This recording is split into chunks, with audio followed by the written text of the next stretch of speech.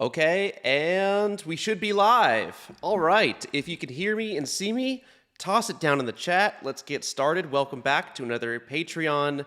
Well, it's a public review of a Patreon post from 1 year ago, almost to date. If you can see me and hear me, let me know. I can see myself in the chat here. Just want to make sure that everything is good. One sec. Yep. Okay, cool. That's great. And yeah, welcome everyone. Thank you for joining. Thanks for hanging out. I hope you're all having a slay January. We have a couple of things to do before we get started. So I think we're going to have some traditions with this. We were doing this on January 3rd, and now we're doing it on January 23rd. So a little bit more than 2 weeks, but we average out about once every 2 weeks. First, we got to light a candle. SpaceX sold these things over the summer or spring or whatever. Awesome. So cool. Love it. Come on. Come on. There we go. All right. There goes the candle. There's Starship. Just a little butane lighter. Pretty sweet. And then second, we got to crack the Dr. Pepper. The ye old Dr. P. Get a nice little ASMR on that one sec. Woo! Nothing like a fresh one. All right, let's hop into it. I also have some tea, so I have like several different drinks here going. But yeah, welcome everyone. Looks like we can all see and hear me. And so let's review one more time. If you are new here, what we're doing is every 2 weeks on Patreon, I post an update on average. And so I posted like a 10 to 20 minute video where I just talk to patrons and I'm like, hey, you're funding the project. Here's what you're funding. Here's what I'm working on in the last 2 weeks. So I did this all of 2023 and I wanted to do something with that video that like went further than just Patreon. So I figured I'll restream those videos 1 year delayed and like publicly we can take a look at what I was working on a year ago and how that panned out for me. And privately, or like secretly, this is also sort of a plug for the Patreon because those 2 week updates are still going. So I'm doing a ton of CFD work right now, computational fluid dynamics for some active rocket fins. And if you want details on that, that is on Patreon right now. And you know, a little after this, maybe a couple more days, I'm gonna record another one of those 2 week updates. But the plug is over. Let us jump into it. So look at this flattering screenshot. Look at this handsome man. Hold on. Oh, whoops, leaked the link. Look at this handsome man. Look at him go. All right.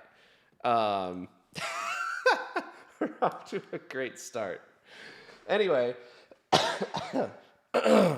it's time to watch this video. So let's do it.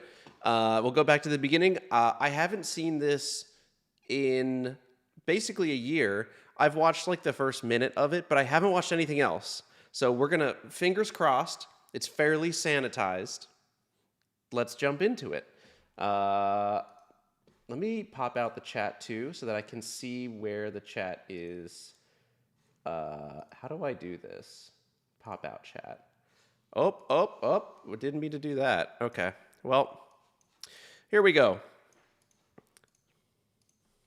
Hey patrons, this is Joe Barnard here with another little patron update, trying to get one of these out every roughly 2 to 3 weeks, and so far so good. Yeah. So let's just talk about what's happened in the last 2 weeks. Where we last left off, I talked a little bit about the space shot and what we want to do there, and the first step on that space shot is making a simple or small O motor.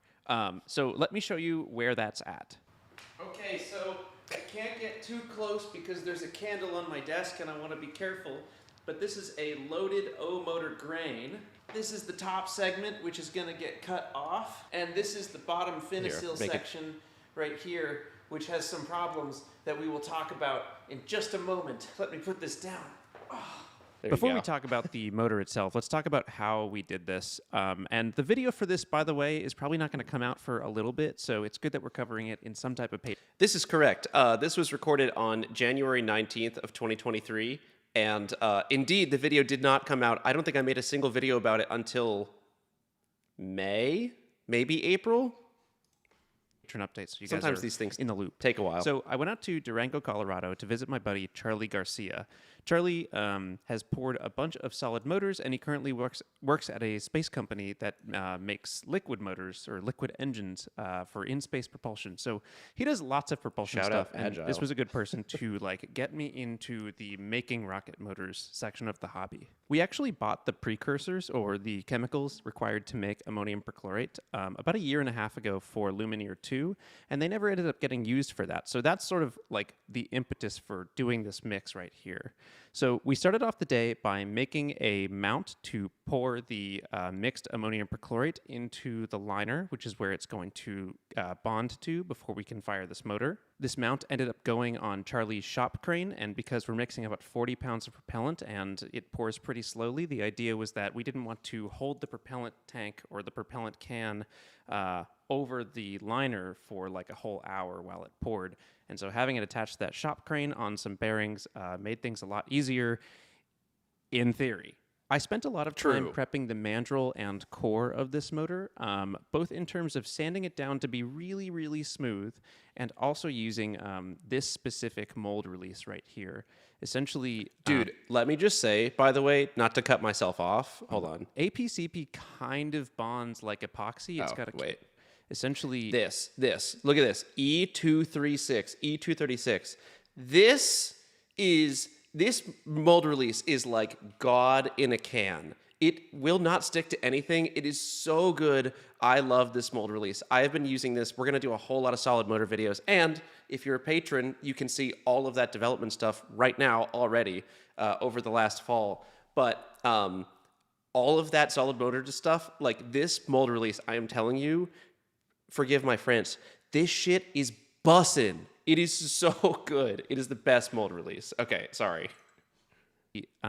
APCP kind of bonds like epoxy. It's got a curative in there, and it bonds to surfaces if you prep them properly.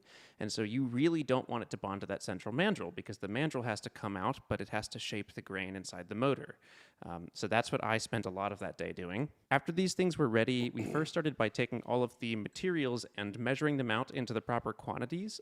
This is important because once the mix gets going, there are a lot of points along the along the journey of the mix where you can't really stop. So you need these things to be pre-portioned out so that you can just add them and keep going. We started off the mix by trying to fit this pizza dough mixer thing into the mixer that Charlie had until we realized that the dough mixer didn't fit. It straight up did not fix the mixer that Charlie had bought. He hadn't used that attachment for it before. He had only used this like much worse mixing dough hook. And so without thinking... And I'm so sorry. I do have to do this. Charlie, if you're watching right now, please, for the love of God, enough with the dough hook. We have to get you something better. I have it on good authority that Charlie is still using the dough hook, and I am begging you, Mr. Garcia, please, we got to get you something better than the dough hook. Thinking too hard about it, we didn't change any of the procedures, but we used a less effective mixing hook on this machine. The mix went pretty fine. We added lots of different ingredients. I'm going to do a video that's more in-depth about this on the BPS channel at some point.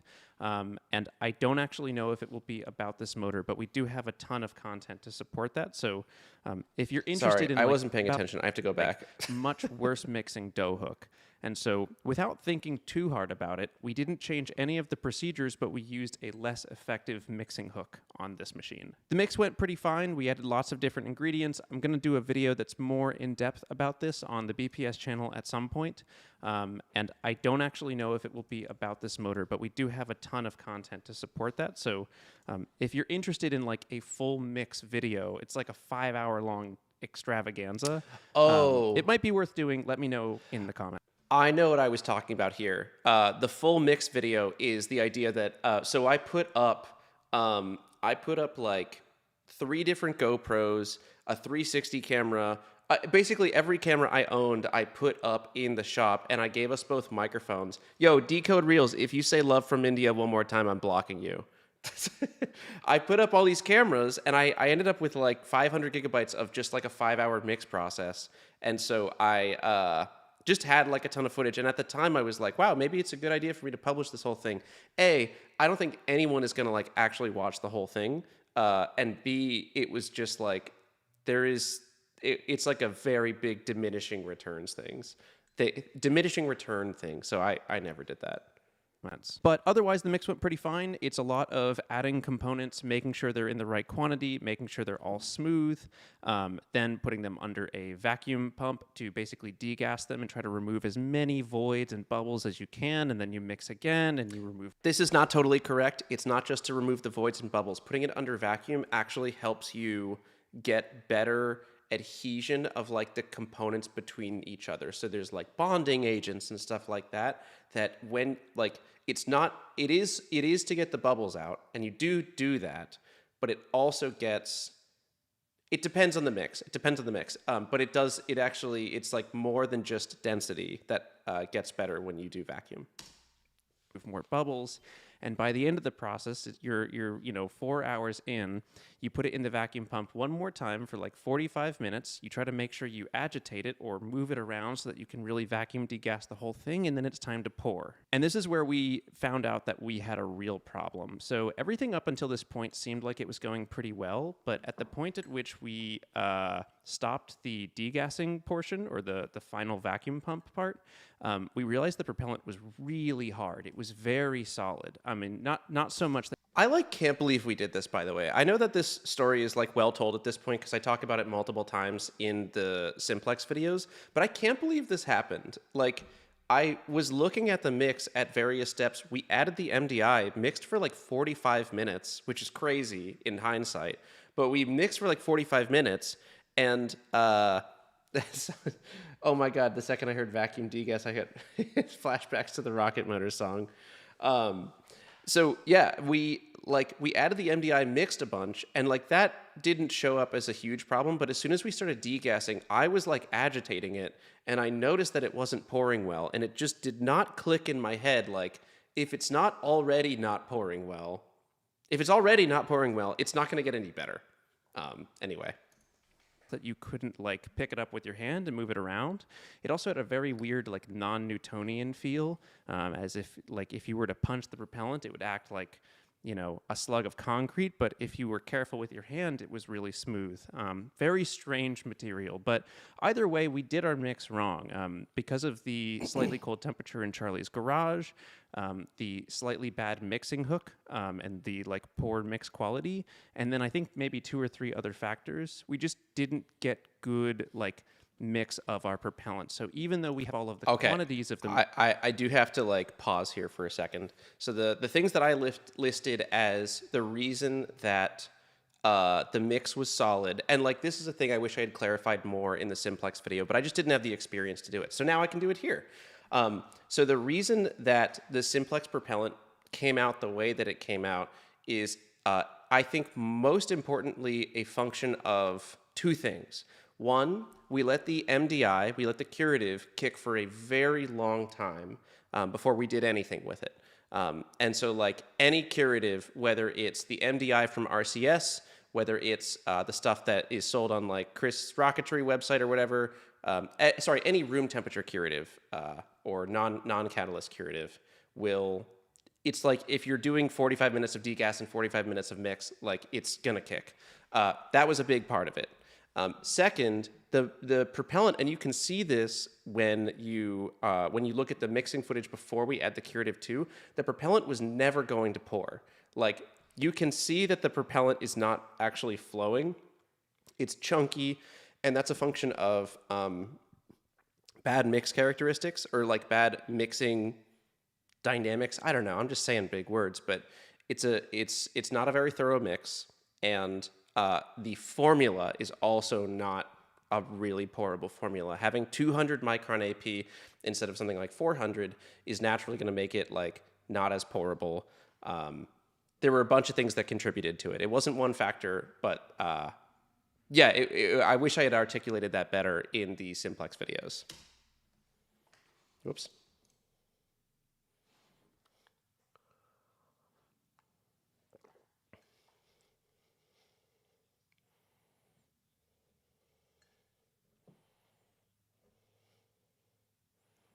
Yeah, look at this. When you look at these close-ups are from pre-curative mixing. It's not curative. Oh my gosh, I'm so sorry. I'm so sorry. I wasn't showing the video. Thank you. Let's go back a little bit. But when I Or mixed put quality? propellant on the screen, know that it's pre-curative. So like it was never going to get more pourable than it was in those shots. And then I think maybe two or three other factors. We just didn't get good like mix of our propellant. So even though we have all of the quantities of the material that we want in the mix, we have the right propellant density, we didn't have the right distribution. But at this point, there's nothing you can do. This was like $1,500 of materials to build this motor just in the chemicals alone, and the curative was added. So we were on the clock and decided to try and make this motor. So at this point, Charlie and I start using our hands to just I haven't done the math on that, but I'm sus on the 1500 figure. That seems expensive, but I guess it depends on where Charlie sourced it. It doesn't matter. It's water under the bridge. grab pieces of the propellant and put it down into the liner.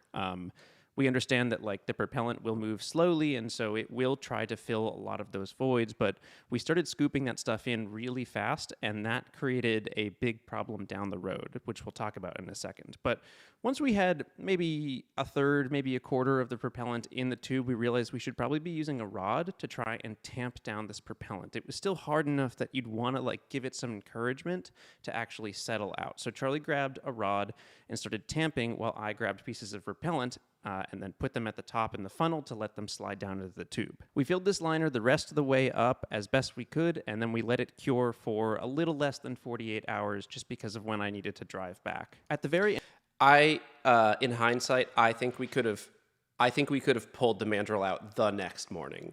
Like, given my experience with RCS MDI since making this video, that mandrel could have come out 8 hours after we did it. We did not need to leave it for 48 hours, or some curatives are better at like a week.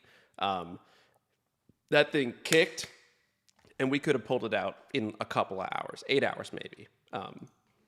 And we extracted the bottom plate first by using some creative techniques. Then we extracted the mandrel by dropping the whole thing on the ground, which gave it enough of a tap to like get it unseated.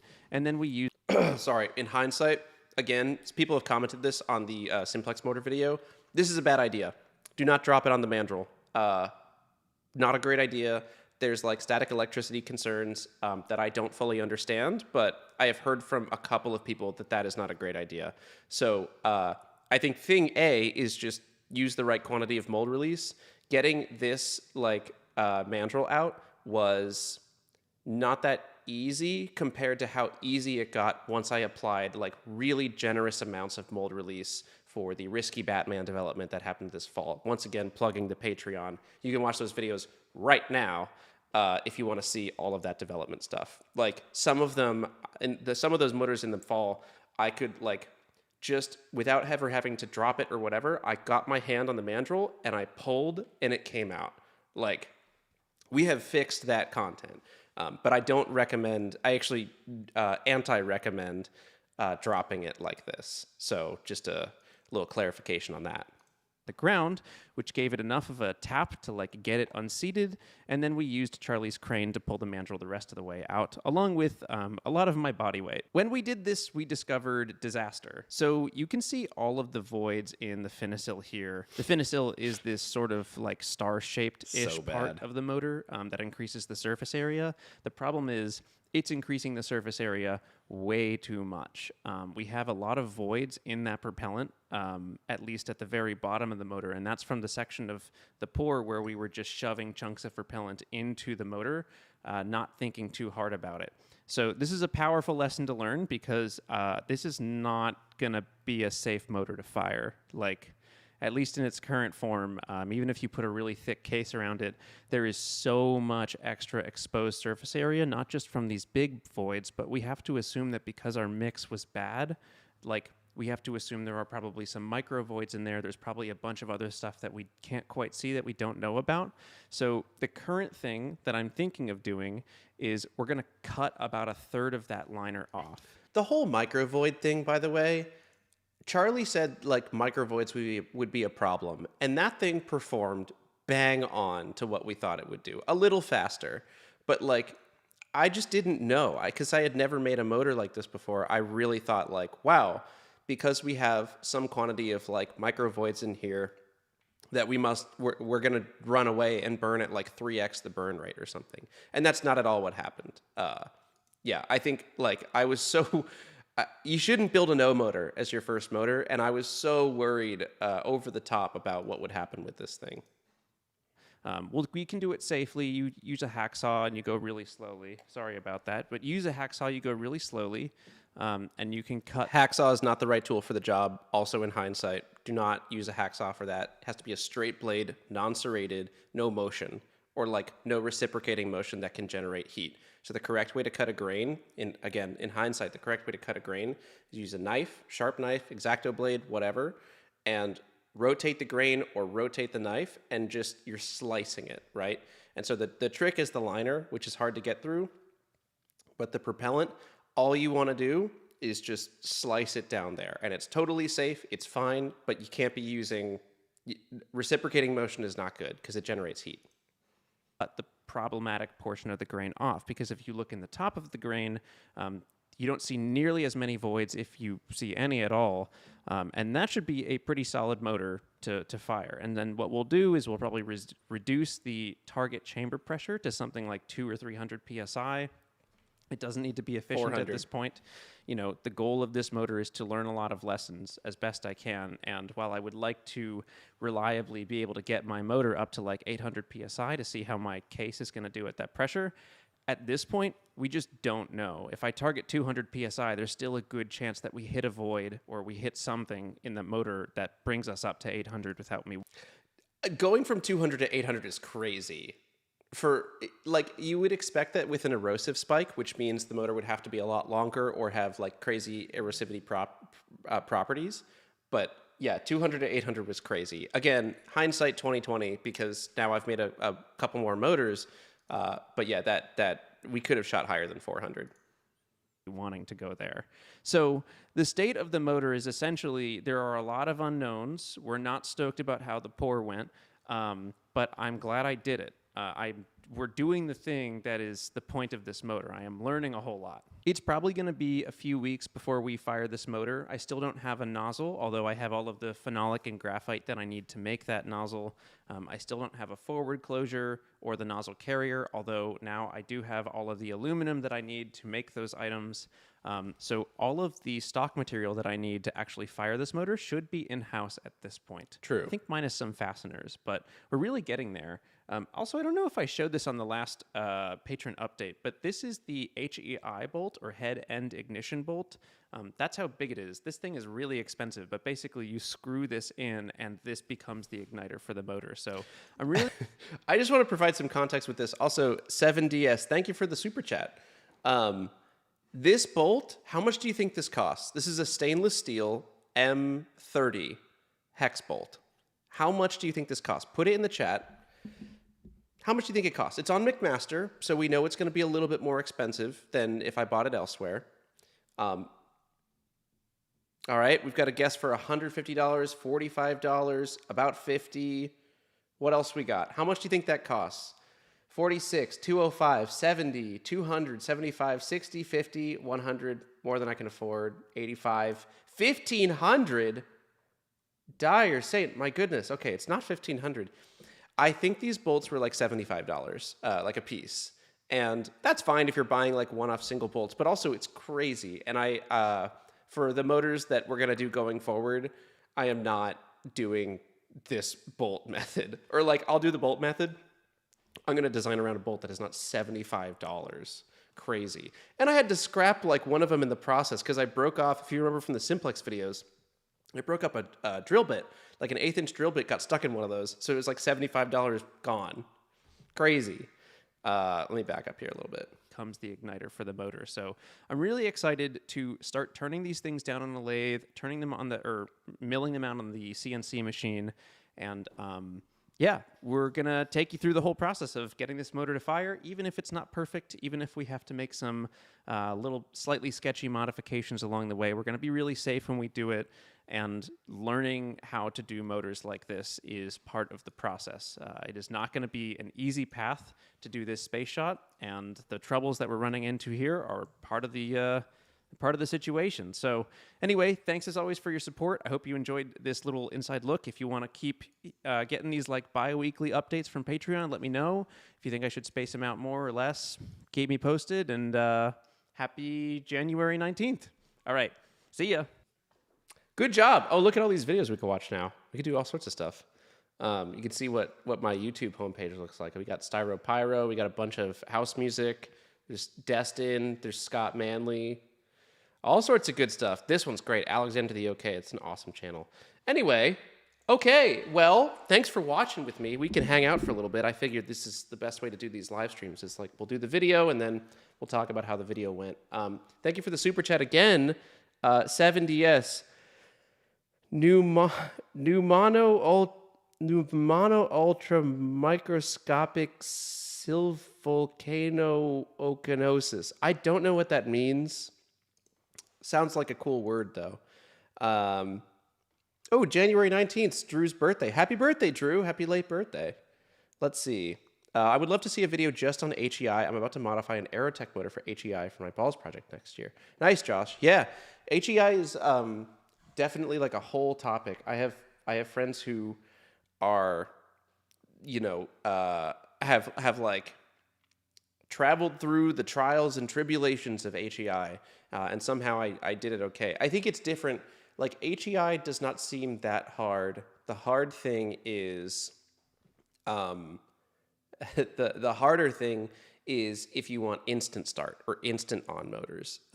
Getting motors up to pressure really quickly is more challenging than that. If you're willing to accept like a half a second or quarter second or whatever delay in your ignition, that's fine.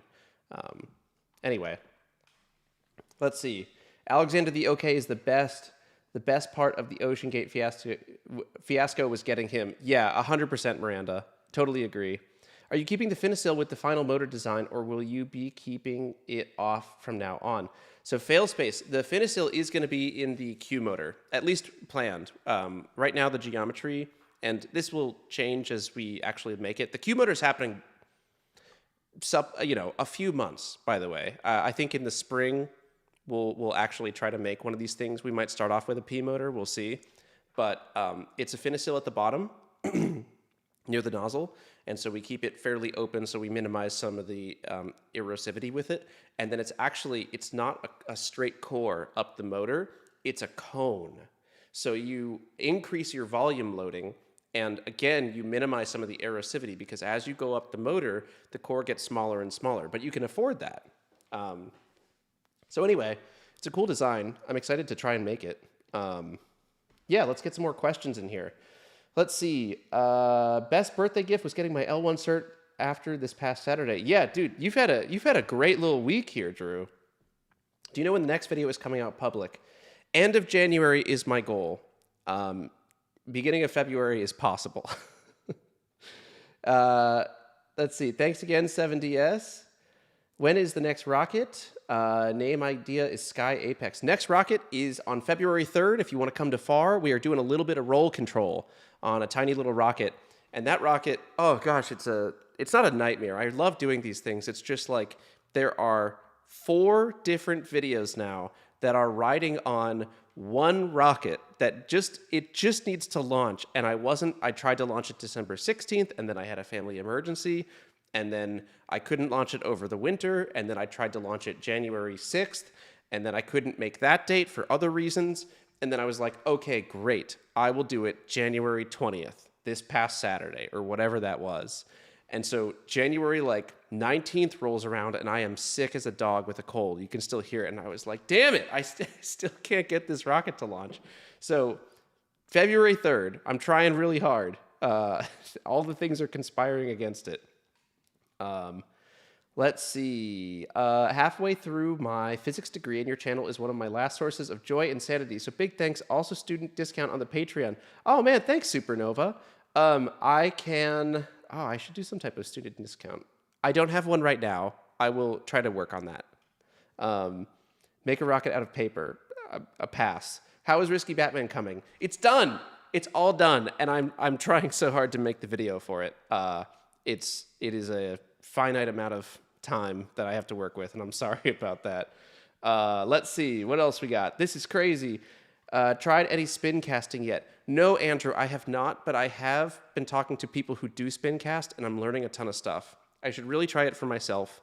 I have some bond prep. It's aluminum bond prep, so it opens up bonding sites on the aluminum, and I really want to try that out, and I'm learning about what the constituents of my liner need to be in order for it to be like flowy enough, but not too flowy.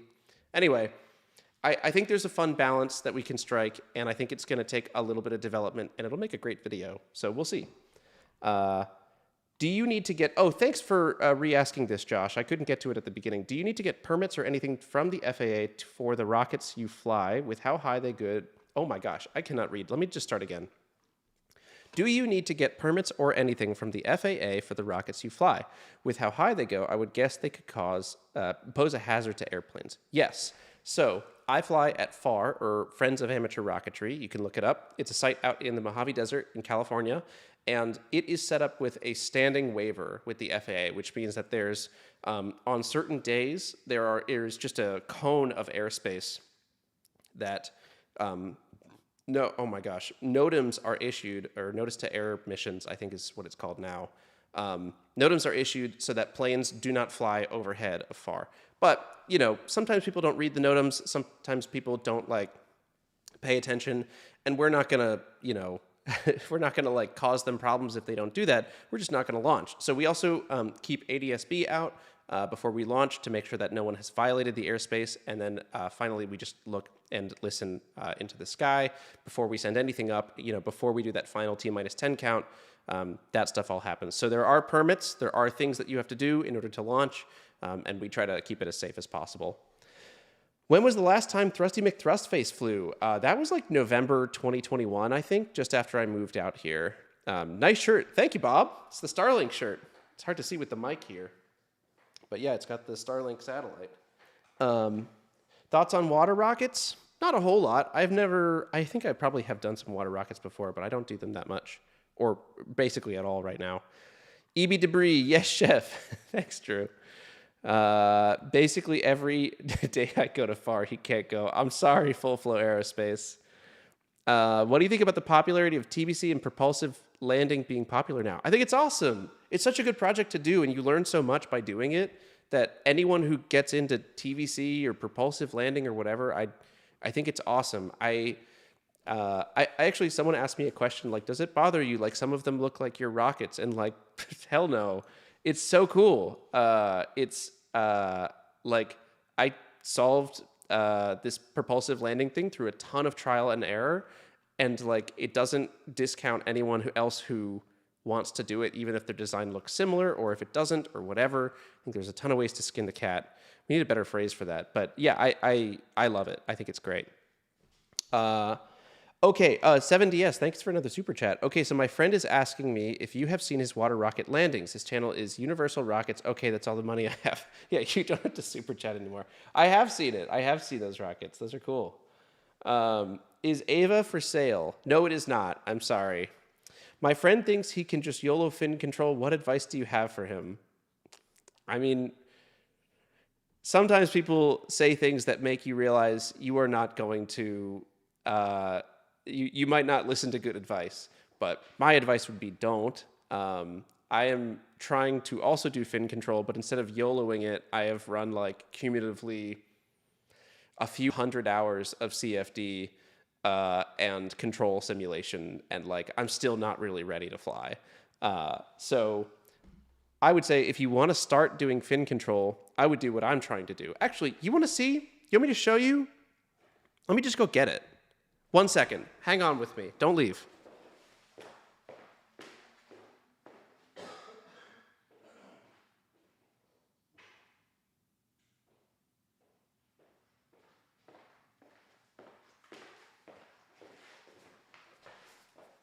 Okay. Check this out. Normal rocket, 3D printed fin can, L1000, regular old motor, right? What is this. This, oh my gosh, what am I? Here we go. Hear this? This is a little control surface. So if you look here, it moves. Oh, is it dropping frames? I don't think so. Anyway, it moves. It's a control surface, but it's only on one fin, right? So we're not trying to control pitch. We're not trying to control yaw. We're just trying to control roll. And so because the roll axis has such a small mass moment of inertia, my thought so far is that by just doing one tiny tab in the fin, we should be good to go. And so there's a servo embedded. You can't see it unless I like reflect it, right? There's a servo embedded in here and then coated in epoxy. And so that's what's controlling it. But that's what's coming up at FAR on the 3rd. I'm going to go put this on the ground.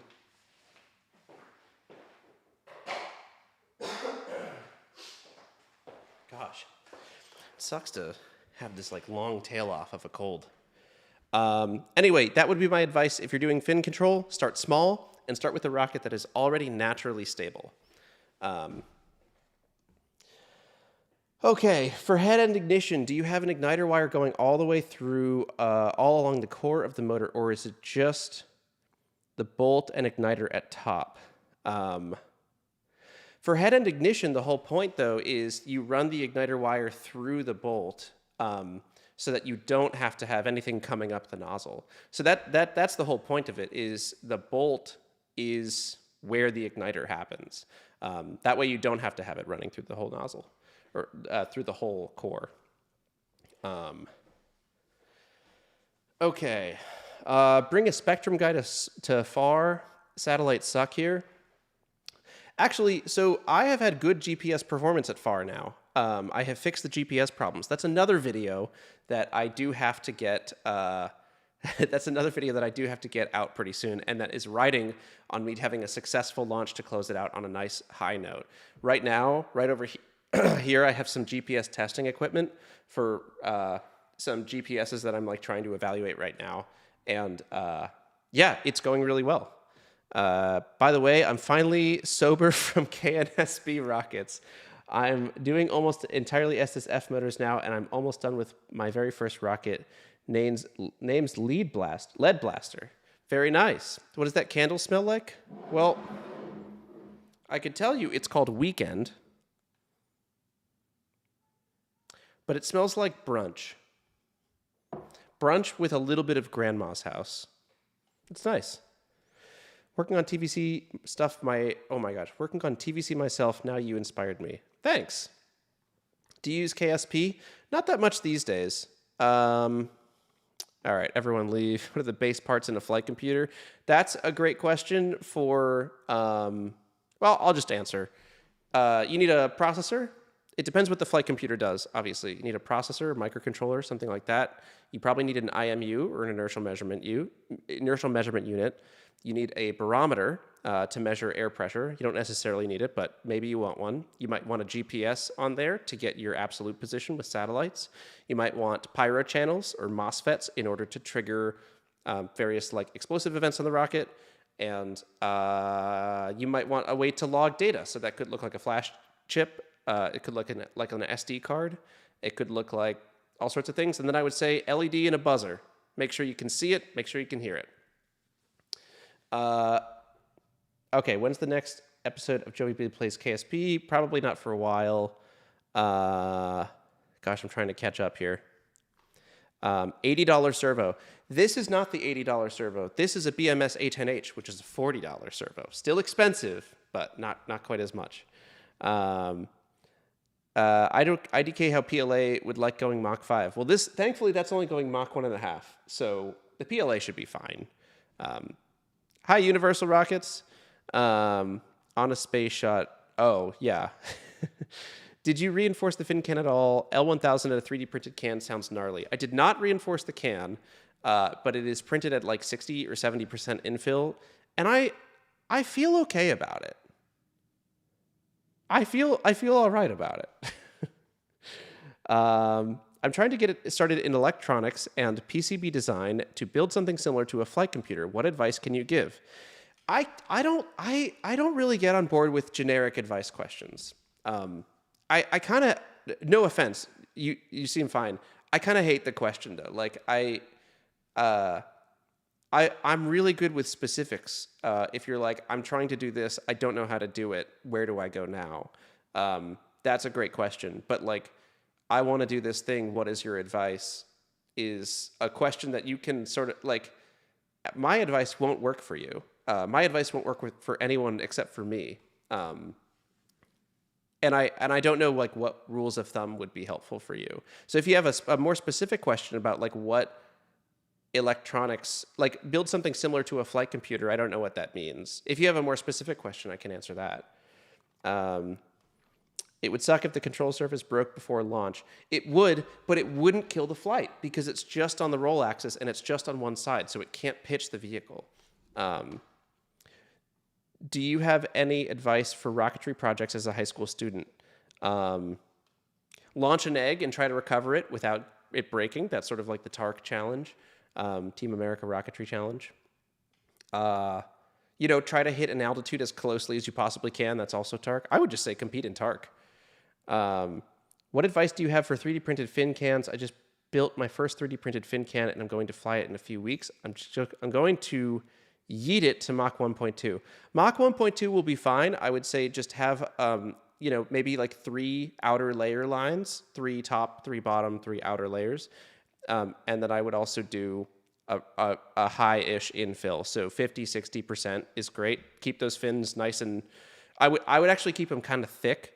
You're worried about flutter with 3D printed fin cans and delamination.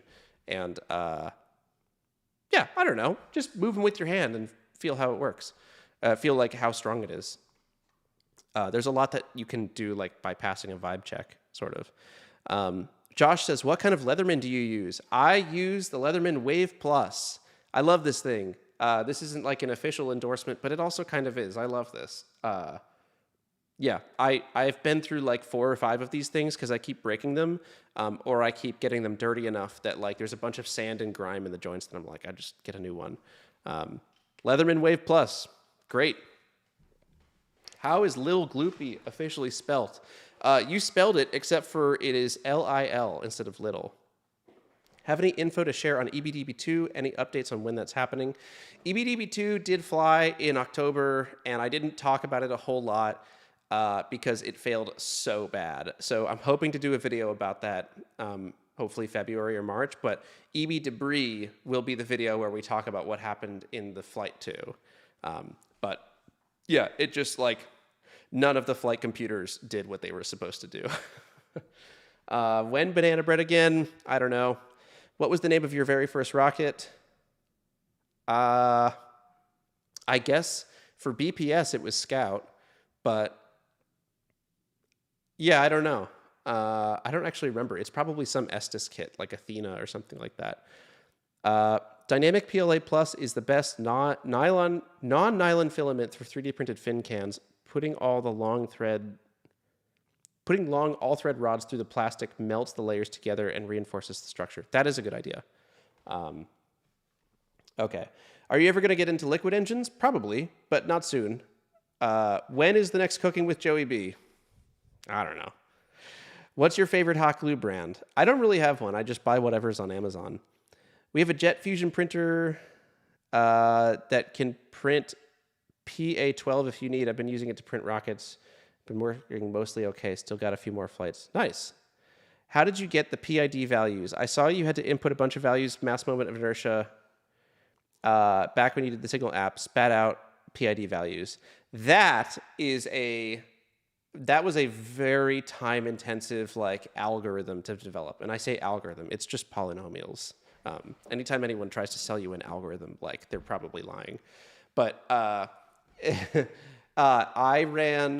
I think I spent like 3 straight days in MATLAB running every conceivable sim that I possibly could. And then I took all of those values down. So MOI, mass of the vehicle, moment arm, thrust of the motor, like all this stuff. And I found out how they related by just drawing like general lines between them. And so instead of solving with like Ziegler-Nichols or like LQR or any proper thing. I just was like, great, these values seem to point this way, these values seem to point this way. So whenever you put it into Signal, it's a totally custom like tuning algorithm, basically.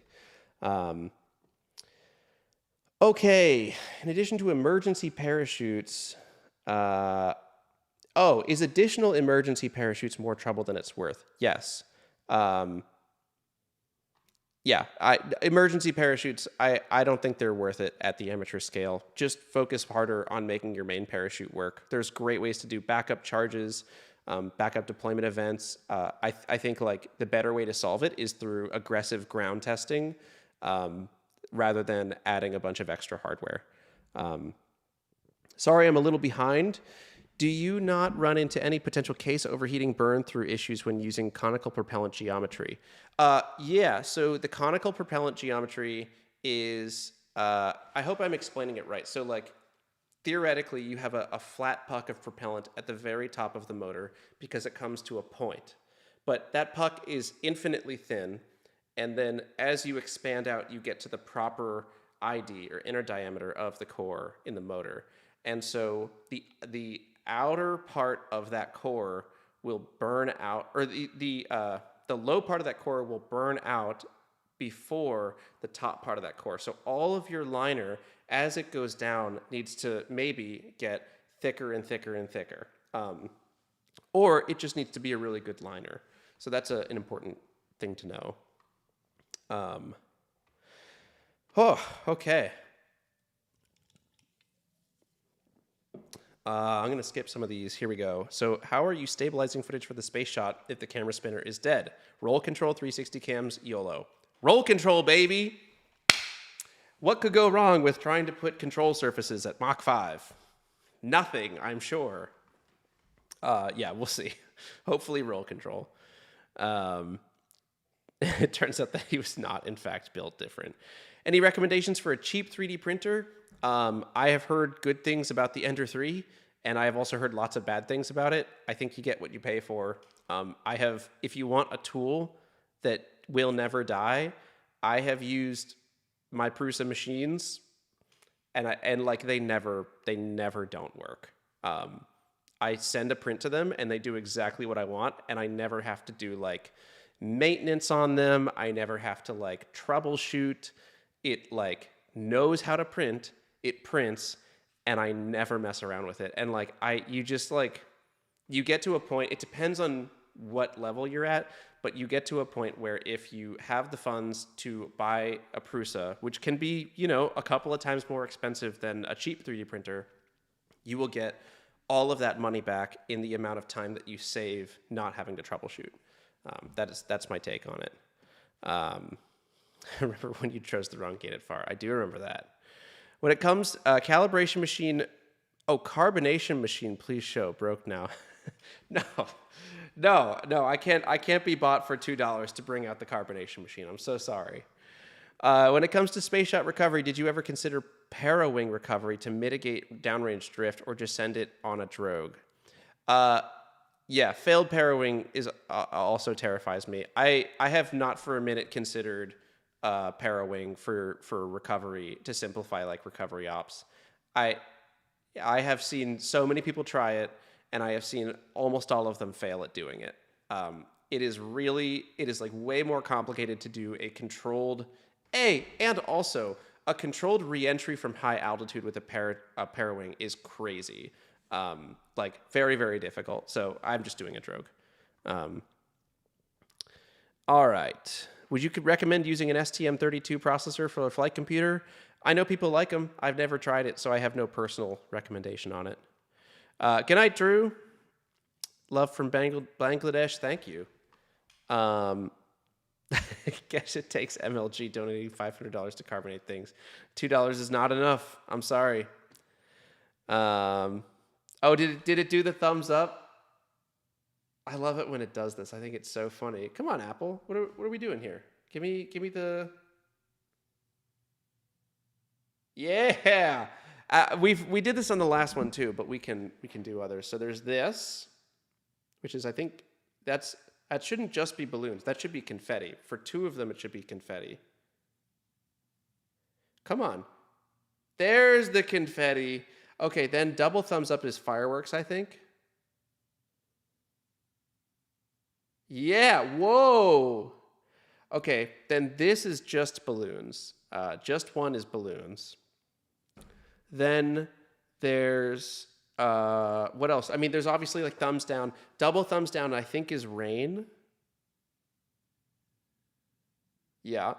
And then I think, is this anything? Gosh. Isn't this lasers? This is lasers. I wonder if there's. Is this anything? I don't know if I've tried this before. I don't think it's anything. Anyway, I love those. What's up, Joe? This live stream thing was a good idea. Matt, I hopped on late. Oh, what's up, Nicholas? Or Nick? I don't know what you prefer, but thanks for joining. Yeah. If you guys don't know, Mr. Reem. Oh my gosh, I just don't even know what to call you. He's great channel, really cool controls person. How about 5? All right. Fine.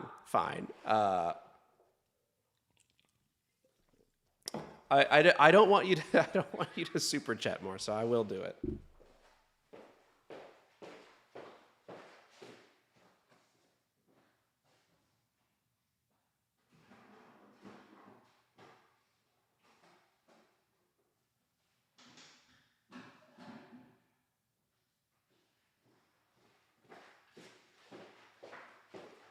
All right. Here it is. Here's the soda stream. Here's the bottle. This is the soda stream. You know, you take the thing, you put the milk in, right? See the lights?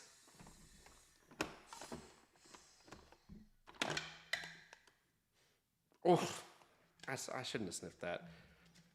Anyway, thank you for the super chats.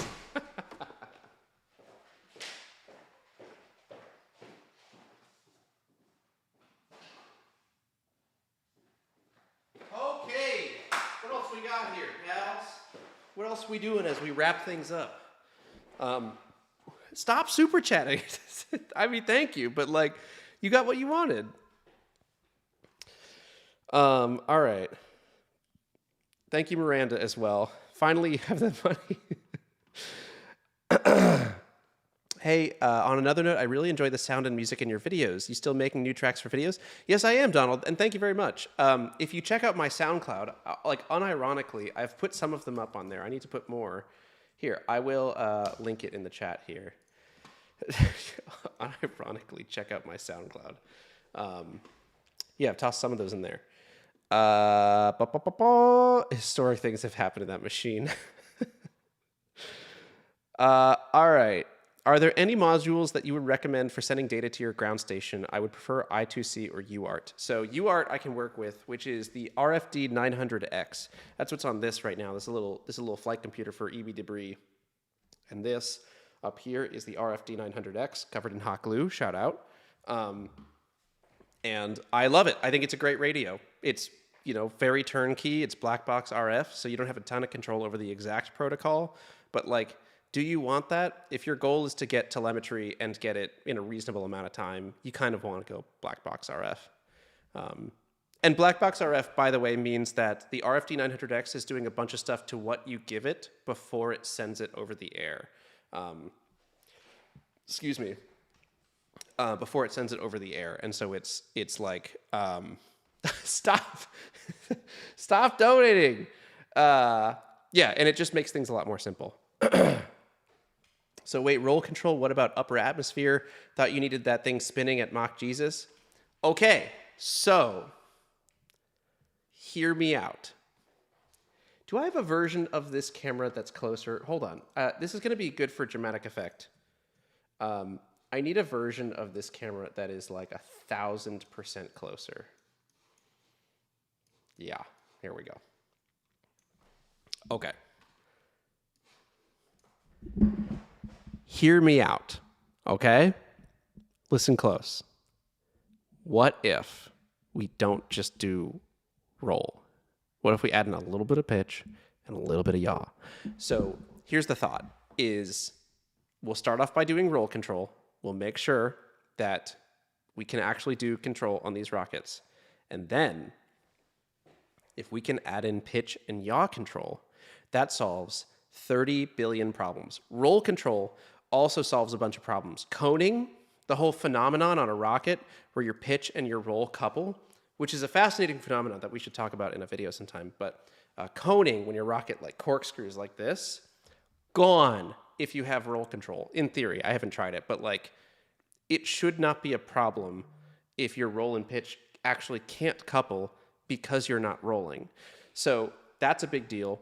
And then if we add a little bit of pitch control, we don't even need like fully active pitch or yaw control. It just needs to be like pointed straight up. It simplifies recovery like crazy. Okay. Yes, and so the reason people spin really, really fast is for stability in the upper atmosphere. But if we can create our own stability, that also helps quite a bit. And then I also listen. We're all in Good Idea Fairy. The Good Idea Fairy has been like sitting very hard on my shoulder recently. So that means that whatever I'm saying, take it at no face value or just face value, which is that I would love to put like a couple of little RCS jets on there too. So for when we're out of the atmosphere. I do make the music for my videos. Thank you. I just noticed the starship you have I have on my desk. Yes, it's the butane lighter.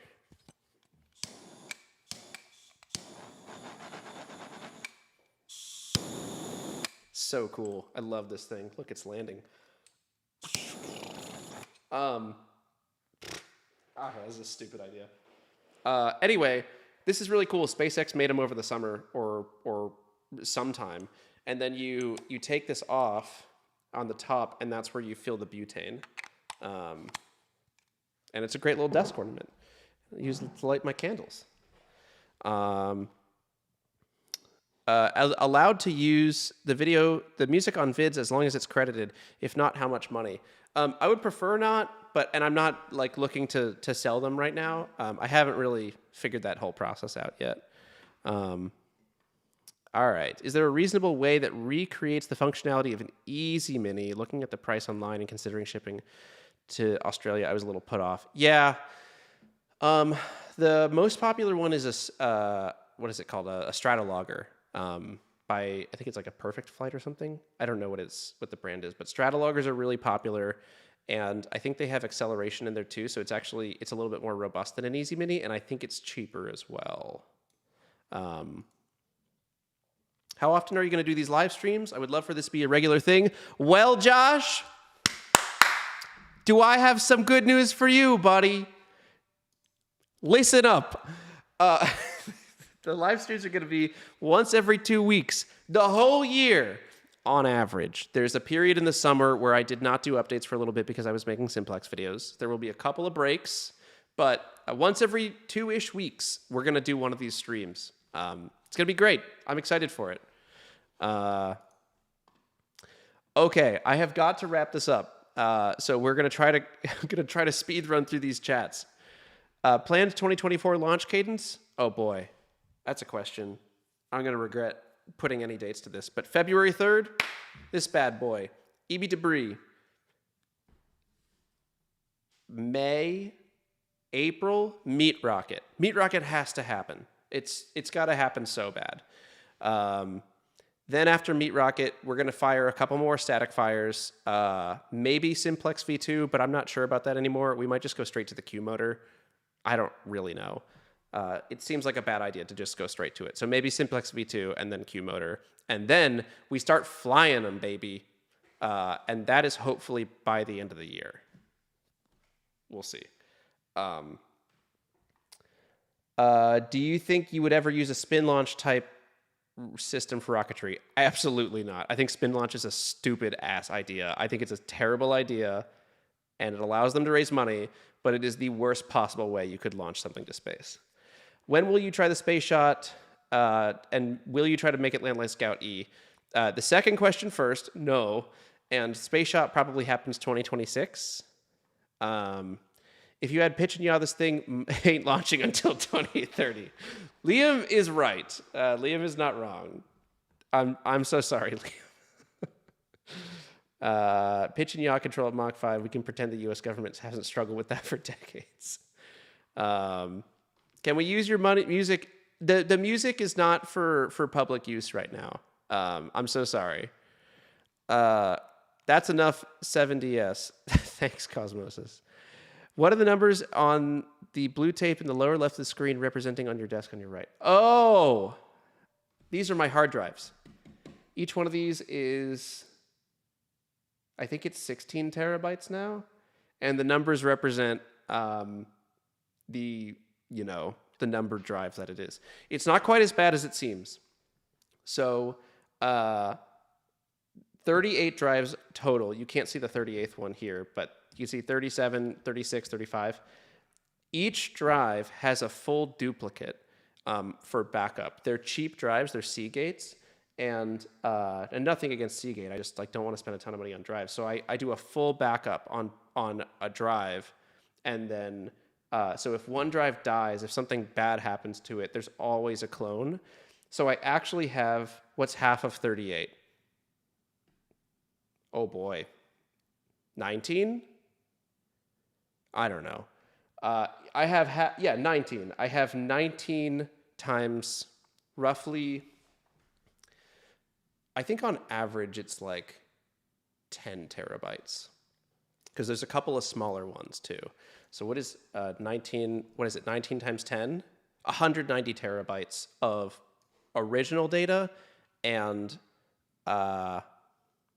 380 terabytes of original with a duplicate data. Crazy. Where would you recommend starting in regards to learning about avionics engineering? I don't know, man. I wish I had good advice for you, but I would say start by trying out some PCB design. I'll just tell you the way I did it, which is that look up PCB design tutorials, look up electrical engineering tutorials, try to become familiar with all of the components that you could find in a circuit. Diodes, resistors, capacitors, MOSFETs. These are things that you'll find in a flight computer. That kind of thing is what I have done. I don't know that that's the right move, but that's what I did. If you do the space shot on a custom built liquid motor, no, I'm so sorry, I'm not doing that. Found an easier way to do long exposure shots with just video. Would look sick with a. Oh, Aero Rockets, you're the dude who did the long exposure shots. I just watched that recently, right? Is that I'm looking at? Okay. Yes. No. Okay. You're the dude. Anyway, congrats on that. That was super cool. I really liked that video. Yeah, I would love to see another one on how you do those. Okay, probably missed it. Built my first data logger using your vids as an inspiration. Keep the vids coming, man. Thank you, DW. DW Chiver. Thank you again, 7DS, for the super chat. The Lumineer trailer video isn't yours, though. Yes, that's right. That is a David Celeste song. I think I linked it in the description. I don't remember.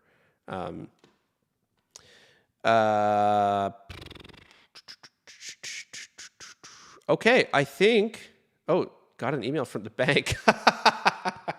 All right, 7DS. I think that's your sign to stop donating. I think I'm mostly caught up. All right. Thank you all for joining. This has been lovely.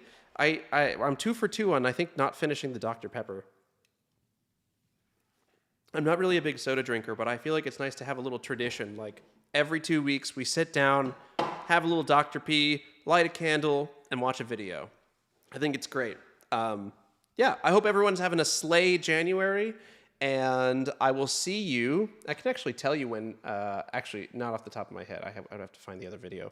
We'll have consistent videos until at least April. So every 2 weeks. I'll see you guys then. Thank you very much for joining me. And yeah, that's all I got for now. Peace out. May your skies, well, that's really for the BPS channel. Yeah, I'll just say, may you have health, wealth, and everything else. Good night.